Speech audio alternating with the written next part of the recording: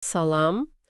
Gündəlik istifadə etdiyimiz onlayn xidmətlərin, məsələn, sosial şəbəkələrin, bank proqramlarının arxasında ə, hansı mürəkkəbliklərin olduğunu heç düşünmüsünüz? Məsələn, bəzən niyə olur ki, bir saytın yarısı açılır, digər yarısı yox və ya mesaj göndərirsən, oxunma statusu çox qəribə bir vaxta gəlir. Bunlar sadəcə təsadüfdür yoxsa? Yox, çox vaxt təsadüf olmur. Bunun arxasında daha dərin sistem səviyyəsində səbəblər olur. Hə, bax, bugünkü müzakirəmizdə məhz bu suallara cavab axtaracağıq. Mövzumuz paylanmış sistemlər. Yəni, bir neçə kompüterin birlikdə vahid bir məqsəd üçün işlədiyi sistemlər və onların əsas çətinlikləri. Xüsusilə iki məsələyə fokuslanacaq ki, bunlar işi həqiqətən qəlizləşdirir. Etibarsız şəbəkələr və etibarsız saatlar. Bəli, bu ikisi çox kritik məqamdır. Bu təhlilimiz üçün əsasən Martin Klapman'ın Designing Data Intensive Applications kitabına istinad edəcəyik. Çox fundamental bir kitabdır bu sahədə, elə deyilmi? Tamamilə. Demək olar ki, hər kəsin oxumalı olduğu bir mənbədir. Məqsədimiz də odur ki, sizə bu problemləri, yəni etibarsız şəbəkələr, saatların qəribəlikləri, bir də paylanmış mühitdə həqiqət anlayışının özünün nə qədər mürəkkəb olduğunu anlamaqda kömək edək. Və sonra da göstərək ki, bütün bu qeyri-müəyyənliyə baxlayaraq sistemlər necə razılığa gəlir. Yəni, konsensus dediyimiz o vacib konsepsiya. Hə, konsensus bütün bunların həllinin açarıdır demək olar. Ümid edirik, söhbətin sonunda gündəlik texnologiyaların arxasındakı bu, belə deyək, görünməz çətinlikləri və mühəndislərin onları necə həll etdiyini daha yaxşı başa düşəcəksiniz. Gəlin başlayaq. Əsas fərq nədir? Tək kompüterdə bir proqram ya işləyir, ya da, necə deyim, çökür. Ya ağdır, ya qara. Amma paylanmış sistemlər. Onlar fərqlidir. Orada qismən sıradan çıxma, yəni partial failure deyilən bir şey var. Bu nə deməkdir? Sistemin bir hissəsi, məsələn, bir server çökə bilər, amma qalanları işləməyə davam edir. Bu normaldır, yəni anomaliya deyil. Hə, sistemin dizaynının bir parçasıdır. Bəli. Amma əsl çətinlik təkcə bunun baş verməsi deyil. Əsas məsələ odur ki, bir kompüter, yəni nod, digərinin həqiqətən sıradan çıxıb-çıxmadığını dəqiq bilmir. Necə yəni? Ping atırsan cavab gəlmir də. Hə, ping atırsan cavab gəlmir. Bu nə deməkdir? O nod həqiqətən çöküb, yoxsa sadəcə şəbəkədə problem var, mesaj getmir, ya da onun cavabı sənə çatmır. Bax, bu qeyri-müəyyənlik var həmişə. Və bunun da günahkarı kimdir? Əlbəttə ki, etibarsız şəbəkələr. Təsəvvür elə, bir noddan digərinə mesaj göndərirsən. Paket. O paket yolda itə bilər. İtə bilər. Gecikə bilər, özdə necə saniyələr, hətta dəqiqələr sonra çata bilər. Dəqiqələr. Wow. Bəli, paket təkrarlana bilər. Eyni mesaj 2-3 dəfə gələ bilər. Ya da paketlərin sırası pozula bilər. Sən ABC göndərmisən, ona BAC çata bilər. Bunlar şey deyil, nəzəriyyə deyil, real həyatda olur. Bir dəqiqə, mən elə bilirdim axı TCP kimi protokollar var, internetin əsas işləmə mexanizmi. Onlar bu işləri həll etmirmi bizim üçün? Paket itirsə, təzədən göndərir, sıranı düzəldir. Əla sualdır və çox yayılmış bir yanlış anlaşılmadır bu. TCP, bəli, çox iş görür. İtən paketi yenidən göndərir, sıranı düzəldir, təkrarları atır. Amma bu bir illüziyadır müəyyən mənada. Onun da bir həddi var. TCP, paketin çatdığına dair təsdiq, yəni acknowledgement almayanda bir müddət sonra yenidən göndərir. Amma şəbəkə problemi uzun çəksə ya da qarşı tərəf həqiqətən çökübsə, TCP sonda təslim olur və yuxarıya tətbiqə xəta verir. Ən əsası isə TCP sənə niyə çatmadığını demir. Nodumu çöküb, şəbəkəmi pistir, fərqi bilmir. Deməli, TCP də möcüzə deyil. Heç də. Ona görə də praktikada bir nodun cavab verib-vermədiyini bilməyin tək yolu gözləmə vaxtlarıdır, yəni timeoutlar. Sorğu göndərirsən, T müddəti gözləyirsən, cavab yoxdursa, güman edirsən ki, o nod sıradan çıxıb. Güman edirsən, dəqiq bilmirsən yenə. Dəqiq yox. Bəs bu T nə qədər olmalıdır? Çox qısa olsa, bəlkə nod sadəcə bir anlıq ləngiyib, yüksək yük var ya şəbəkədə qısa problem olub, sən onu ölü elan edirsən, amma canlıdır. Bu da sistemdə əlavə lazımsız iş yaradır. Yaxşı, T-ni uzun qoysaq necə? Onda da problem var. Həqiqətən bir nod çökəndə sən bunu çox gec biləcəksən. Reaksiya ləng olacaq, sistemin ümumi işi yavaşlayacaq. Həm də bu gözlənilməz gecikmələr niyə olur? Çox vaxt növbələr üzündən. Paketlər gedir şəbəkə switchlərində növbəyə durur, serverin özündə əməliyyat sistemi içində növbəyə durur, virtual maşın varsa orada növbəyə durur. Hə, hər yerdə bir gözləmə var. Bəli.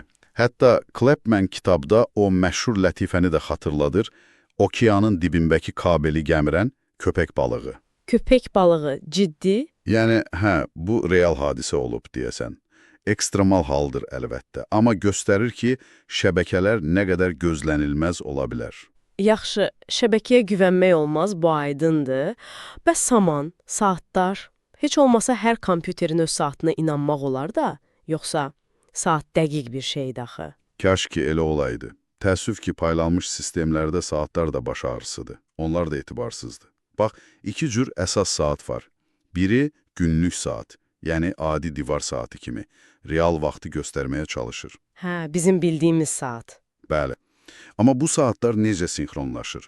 İnternet üzərindən, NTP deyilən bir protokolla, Network Time Protocol. Bu sinxronizasiya zamanı saat qəflətən irəli gedə bilər, hətta geriyə də çəkilə bilər. Necə yəni geriyə? Zaman geriyə axır? Yox, zaman yox. Sadəcə saatın özün. Məsələn, kompüter görür ki, saatı 1 dəqiqə irəlilədidir, NTP onu düzəltmək üçün geriyə çəkir.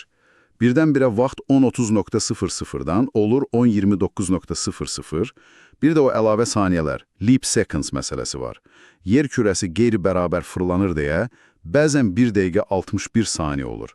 Bu da sistemlərdə problem yaradır. İkinci növ saat isə monoton saatdır. Onun üçün dəqiq vaxtın nə olduğu önəmli deyil. Əsas odur ki, o həmişə yalnız irəli gedir. Heç vaxt geriyə sıçramır. Ona görə də məsələn time-outları ölçmək üçün daha etibarlıdır. Amması nədir? Amması odur ki, fərqli kompüterlərdəki monoton saatlar arasında heç bir əlaqə yoxdur. Onların dəyərlərini müqayisə etmək mənasızdır. Biri göstərə bilər 1000, o biri 5000, amma bu heç nə demək deyil. Başa düşdüm. Deməli, ya geriyə gedə bilən günlük saat var, ya da müqayisə edə bilmədiyim monoton saat. Təxminən elə. Günlük saata qayıtsaq, NTP sinxronizasiyası heç vaxt mükəmməl deyil. Niyə? Çünki NTP özü də həmin o etibarsız şəbəkə üzərindən işləyir. Şəbəkə nə qədər ləngiyirsə, sinxronizasiyada o qədər qeyri-dəqiq olur. Nəticədə, iki kompüterə eyni anda baxsan, onların saatları arasında həmişə bir fərq olacaq. Buna saat eğriliyi, clock skew deyirlər.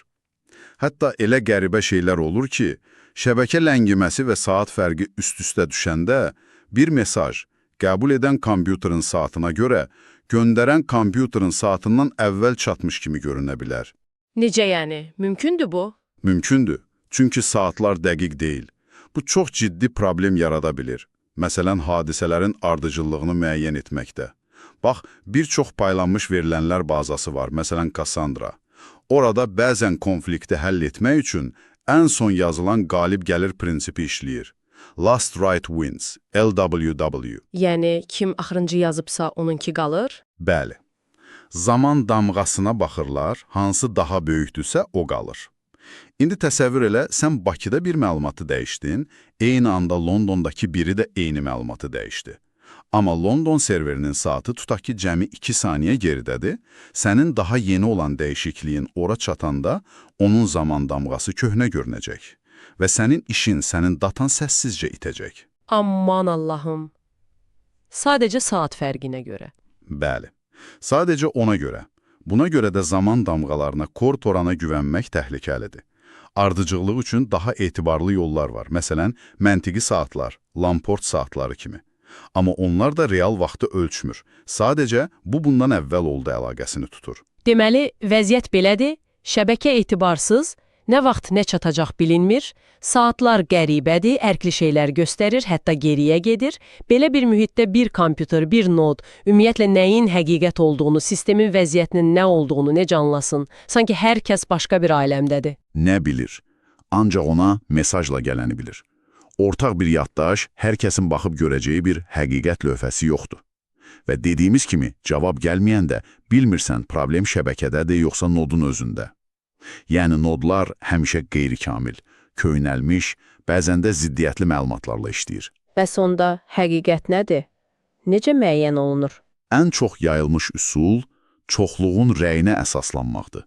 Yəni, nodların əksəriyyəti buna kvorum deyirik, bir şey haqqında razılaşırsa, sistem onu həqiqət qəbul edir. Məsələn, 5 noddan 3-ü deyirsə ki, dəyər A-dır, sistem üçün A həqiqətdir. Hətta o bir ikisi B desə də, ya da heç cavab verməsə də. Kvorum, yəni əksəriyyət. Bəli. Bu kvorumlar sayəsində sistem bəzi nodlar sıradan çıxsa belə işləməyə, qərar verməyə davam edə bilir. Bu, həqiqəti qorumaq üçün çox ağıllı bir mexanizm də var. Hasarlama tokenləri, fencing tokenləri. Təsəvvür elə, sistemdə bir lider nod var, bütün yazılar ondan keçir. Bu lider birdən uzun bir fasiləyə getdi. Məsələn, garbage collection eləyir, ya şəbəkədən ayrıldı. Digərləri də ondan cavab almır. Almır. Və onu ölü sayırlar. Yeni bir lider seçirlər. Hər şey yaxşıdır. Amma bir də görürsən, yarım saat sonra köhnə lider oyandı. O hələ də özünü lider bilir, çünki yeni seçkidən xəbəri yoxdur. Və başlayır məlumat bazasına yazmağa.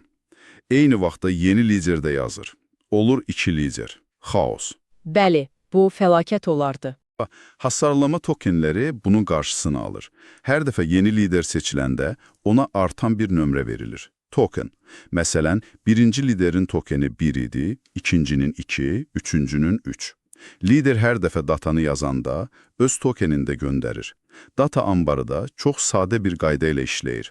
Yalnız ən yüksək tokenlə gələn yazını qəbul edir. Aha, deməli, köhnə lider token 2 ilə nəsə yazmaq istəsə? Ambar deyəcək ki, yox, mən artıq token 3-dən yaz almışam. Sənin sözün keçmir. Və köhnə zombi lider kənarda qalacaq. Çox zərif bir həldir. Həqiqətən ağıllıdır. Qısaca onu da deyim ki, bir də Bizans xətaları deyilən şey var. Bu daha pisdir. Bu o deməkdir ki, nodlar sadəcə çökmür. Həm də bilərəkdən yalan danışa, sistemi çaşdırmağa çalışa bilərlər. Adətən şirkətlərin öz data mərkəzlərində belə şey olmayacağını güman edirik, amma məsələn blockchain kimi etibar olmayan mühitlərdə Bizans xətalarına qarşı dözümlülük, BFT, çox vacibdir. Bu işi daha da qəlizləşdirir. Bütün bunları eşidəndən sonra, yəni şəbəkə etibarsız, saatlar qəribə, həqiqət çoxluğun qərarıdır, zombi liderlər var. Belə bir təməl üstündə etibarlı bir sistem qurmaq həqiqətən də inanılmaz çətin görünür. Mühəndislik möcüzəsi kimi bir şeydir. Tamamilə elədir. Və bax, məhz burada konsensus problemi ortaya çıxır. Konsensus nədir? Ən sadə dillə bir neçə nodun bir dəyər üzərində yekdilliklə razılara gəlməsi və bu qərarı bəzi nodlar sıradan çıxsa belə yadda saxlaması problemidir. Bu, paylanmış sistemlərin ən fundamental problemlərindən biridir. Yaxşı bir konsensus alqoritmi bir neçə şeyi təmin etməlidir. Birincisi, vahid razılaşma.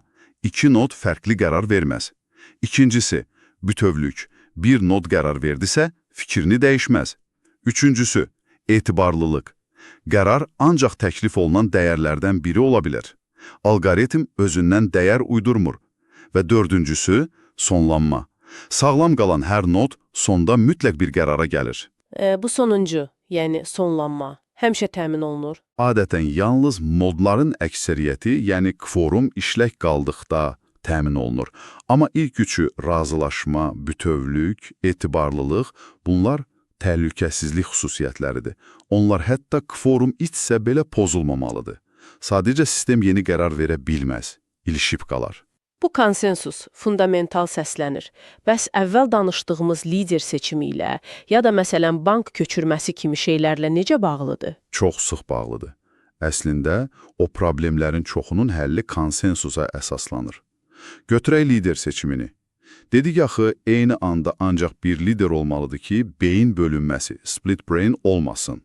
Bəs nodlar necə razılaşır kimin lider olacağına? Konsensusla. Məhz, bütün sağlam nodlar eyni lider üzərində razılaşmalıdır. Müasir lider seçim alqoritmləri əslində özləri bir növ konsensus alqoritmidir. Onlarda o hasarlama tokenlərinə oxşar epoxa nömrəsi, epoch number istifadə edir ki, köhnə mesajlar qarışıqlıq yaratmasın və təbii ki, kvorum lazımdır. Sonra atomik təsdiq, atomic commit. Bu paylanmış bazalarda mikroservislər də çox olur. Bank köçürməsi. Pul səndən çıxır, bir sistem. O birinə yatır, başqa sistem. Ya hər ikisi olmalıdır, ya heç biri. Buna atomiklik deyirik. Bunu etmək üçün klassik usul iki fazalı təsdiqdir. Two-phase commit, 2PC. İki faza nələrdir onlar? Abın olduğu bazalardan soruşur. Hazırsan təsdiq etməyə, söz verirsən ki, et desəm edəcəksən. İştirakçılar ancaq əmin olanda hazıram deyir. Bütün dəyişiklikləri diskə yazır, amma hələ son təsdiqi vermir. İkinci faza, təsdiq ləğv. Əgər koordinator hamıdan hazıram aldısa, hamıya təsdiq et, commit göndərir. Yox, əgər bircə nəfər hazır deyiləm dedi, ya da timeout oldu, onda hamıya ləğv et, abort göndərir. Bu məntiqli səslənir. Amma, həmişəki amma, koordinator ikinci fazada əmri göndərməmişdən qabaq çökərsə nə olur? Bax, bu 2PC-nin ən böyük problemidir. O, bloklayıcıdır. Koordinator hazıramları alandan sonra amma təsdiq et ya da ləğv et deməmiş çökərsə, iştirakçılar ilişib qalır. Bilmirlər nə etsinlər. Niyə bilmirlər? Ləğv etsinlər də. Edə bilməzlər, çünki hazıram deyiblər axı. Bəlkə koordinator o birilərə təsdiq et deməyə macal tapıb. Təsdiq də edə bilməzlər. Bəlkə koordinator ləğv etmək istəyirdi. Gözləməlidirlər ki, koordinator dirilsin. Bu da saatlar, günlər çəkə bilər. O vaxta qədər də o əməliyyatla bağlı hər şey kilidli qalır. Çox pis vəziyyətdir. Hə, bu ciddi problemdir. Ciddidir. Həll DK kimi standartlar var, amma onlar da bunu tam həll etmir. Bəzən adminlər əl ilə evristik qərar verirlər, ya təsdiq edirlər, ya ləğv. Amma bu da atomikliyi poza bilər. Sual çıxır, bəs bloklamayan atomik təsdiq yoxdur. Nəzəri olaraq var, 3 fazalı təsdiq, 3PC kimi, amma onlar da praktikada işləmir. Çünki mükəmməl sıradan çıxma detektoru tələb edirlər. Yəni, şəbəkə kəsintisi ilə nodun çöküşünü dəqiq ayırt edən bir şey. Biz də öyrəndik ki, belə şey real dünyada mümkün deyil. Ona görə də 2PC hələ də istifadə olunur, amma problemləri ilə birlikdə. təxminən elə, ümumiyyətlə konsensus çox güclü bir şeydir. Sübut olunub ki, konsensus problemi, məsələn, tam sıralı yayımlama, total order broadcast, mesajların hamıya eyni sırada çatması və xəttiləşdirilə bilən müqayisə və dəyişdirmə, linearizable comparison ilə ekvivalentdir. Birini həll edə bilirsənsə, o birilərini də edə bilirsən. Yaxşı, bu qədər nəzəriyyə. Bəs praktikada biz bu konsensusu harada görürük? Yəqin Paxos, Raft kimi adları eşitmişik. Bunlar harda işləyir? Çox yaxşı sual. Bəli, Paxos, onun daha asan başa düşülən variantı Raft, bir də Zookeeper'in istifadə etdiyi Zap. Bunlar müasir sistemlərin təməlidir. Biz son istifadəçi kimi onları birbaşa görmürük, amma arxada işləyirlər. Ən çox harda? Koordinasiya xidmətlərində. Məsələn, Apache Zookeeper və etcd. Etcd-ni yəqin Kubernetes istifadə edənlər tanıyır. Hə, Zookeeper, etcd. Eşitmişəm. Nə iş görürlər bunlar? Onlar özləri kiçik, məsələn 3 ya 5 nodlu, amma çox etibarlı paylanmış sistemlərdir. İşlərində də Raft, Zap kimi bir konsensus algoritmi işləyir. Başqa böyük sistemlər, bazalar, mesajlaşma sistemləri, böyük data platformaları gəlib bu Zookeeper'dən, etcd-dən istifadə edirlər, öz daxili işlərini görmək üçün. Hansı işləri məsələn?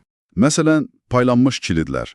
Bir resursa eyni anda ancaq bir prosesin girməsini təmin etmək. Ya da lider seçimi. Həmişə bir aktiv lider olsun deyə. Ya xidmət kəşfiyyatı. Bir xidməti hansı sağlam nodlar verir, onların ünvanını tapmaq üçün. Ya da konfigurasiya idarə etməsi. Hamının eyni konfigurasiyada olmasını təmin etmək üçün. Zookeeper etcd bu əməliyyatları xəttiləşdirilə bilən linearizable şəkildə təmin edir. Bu çox güclü zamanətdir. Yəni elə görünür ki, sanki hər şey tək bir mərkəzdə, atomik şəkildə baş verir. Bu da o böyük sistemlərin Kafka, HBase, Solar Cloud və s. qurulmasını asanlaşdırır. Onlar arxada Zookeeper'ə güvənirlər. Deməli, gəlin yekunlaşdıraq. Əsas məsələlər nə oldu? Paylanmış sistemlər təbiətən çətindir. Qismən sıradan çıxma var. Problem yaradan əsas şeylər, etibarsız şəbəkələr və etibarsız saatlardır. Bunlar nodların dəqiq məlumat almasına əngəlləyir. Nodlar qeyri-kamil, köhnəlmiş, ziddiyyətli məlumatla işləyir və həqiqət çox vaxt çoxluğun, yəni kvorumun razılığı ilə müəyyən edilir. Tamamilə doğrudur və bütün bu problemlərə baxmayaraq, nodların bir şey üzərində razılığa gəlməsini təmin edən mexanizmlər konsensus algoritmləridir. Onlar paylanmış koordinasiyanın lider seçimi, atomik təsdiq, konfigurasiya təməlidir və konsensusla qurulan xəttiləşdirmə, linearizability kimi güclü modellər sayəsində sistem kənardan sanki tək bir nüsxə kimi, ardıcıl işləyirmiş kimi görünür. Bu da proqram yazmağı biraz asanlaşdırır. Dinləyicimiz bugünkü söhbətdən sonra sizə belə bir düşüncə buraxmaq istərdi. Növbəti dəfə bir onlayn xidmət qəribə davransa, status gec gəlsə, ödəniş ləng təsdiqlənsə, sistem donsa, bir anlıq düşünün, bəlkə bu sadəcə bir proqram səhvi deyil, bəlkə də bu dərinliklərdə gedən o fundamental çətinliklərdən biridir, paket itdi, saatlar oynamışdı, serverlərin yarısı cavab vermədi və görünən bu sadəliyin ya da qəribəliyin arxasında hər şeyin nəticədə bir təhər işləməsinin səbəbi bəlkə də arxa planda dayanmadan işləyən o mürəkkəb razılaşma, kvorum və konsensus mexanizmləridir. Onlar olmasa bəlkə də heç nə işləməzdi. Bununla da paylamış sistemlərin çətinlikləri və konsensusun rolu haqqındakı bu təhlilimizi bitiririk. Ümid edirik ki, rəqəmsal dünyamızın bu mürəkkəb amma çox maraqlı təməli haqqında yeni biliklər əldə etdiniz. Sağ olun. Sağ olun.